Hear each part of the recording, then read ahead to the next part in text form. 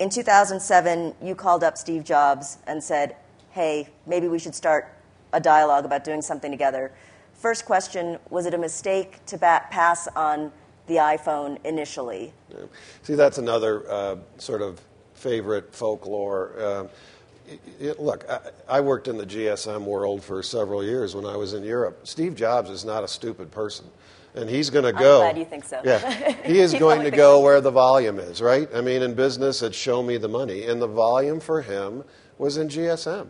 So I mean, there wasn't any passing on it. It was, he made a strategic decision. It was the right decision. Then he made a strategic decision to build a CDMA one. And you saw by their results yesterday, that wasn't a bad strategic decision. So now we've got the iPad and we've got the iPhone, and we've got a path, a roadmap together to get to LTE, which I think will really be cool when we can provide some of those throughput speeds and latencies on the iPhone and the iPad. So, it's another one of those things that there was a lot of hype over, and there's frankly not a lot of substance to it. So there's a big merger pending in your industry. Is there? Yeah, a couple people have told me about it. What are the odds that goes through, and what's the impact on you guys? Well, I don't think we know the impact on us. If I was betting, I would say the merger will probably go through. It's a merger that I think AT&T had to do because we have a failed spectrum policy in this country. And there's plenty of spectrum out there. It's in the wrong people's hands. So T needed to get spectrum. T-Mobile had spectrum. So it was, to me, the only question was, why did it take this long to do it?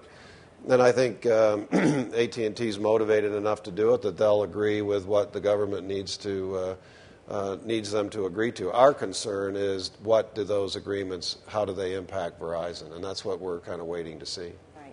So elaborate on the failed spectrum policy. Obviously, companies like Verizon Wireless need lots of spectrum. It's important for the throughput of these increasingly robust applications and video. Right.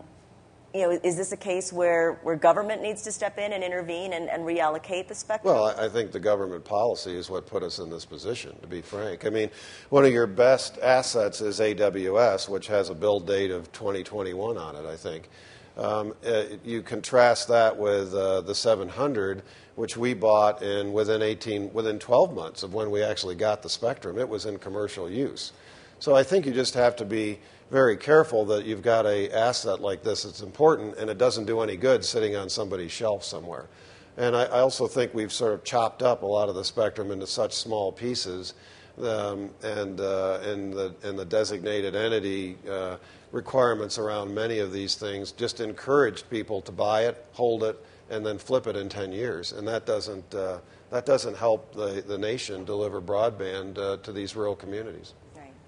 But at the end of the day, should consumers be concerned about concentration of power in the hands of just a handful of wireless operators? I mean, this is a little bit, it's like the airline industry or any other. This is a hugely capital-intensive business. So having, 7 or 8 operators that can't afford to build out spectrum is not in the public best interest either.